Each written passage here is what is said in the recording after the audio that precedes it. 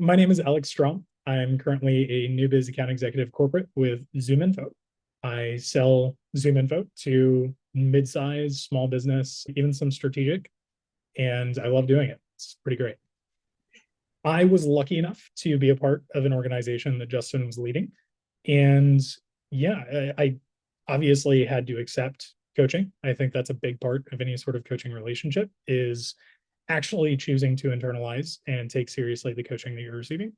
That was huge for me because I think after the first couple of weeks and the results that we were seeing as a part of the organization, we absolutely wanted to internalize it. It was very clear that he was the real deal. Before I met Justin, I was a fiber solutions executive with AT&T. I was selling to small biz and mid-market. I was doing okay, but my prospecting was definitely not to the standard that it is now, not even close. The bulk of my deals were actually coming from door knocking in person, and cold calls is obviously a much more effective way to scale or accelerate your pipe generation. So once I adopted those skills, I ended up developing myself as an AE and just becoming much more confident with full cycle deals. And from that skill set, I was able to actually earn a position at ZoomInfo, which, as we all know, is a top sales org. Been here for a little while, and I've way outpaced the rest of my new hire team in terms of generating my own meetings, closing deals, getting pipe. And yeah, all of that really comes from those skills that I learned during my time with him.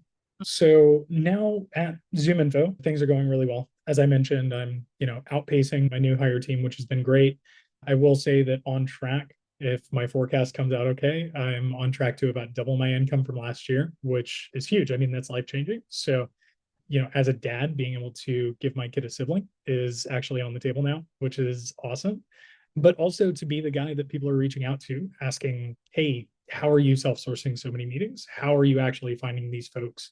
How are you converting those cold calls into meetings and actually following through? All of those things have been great.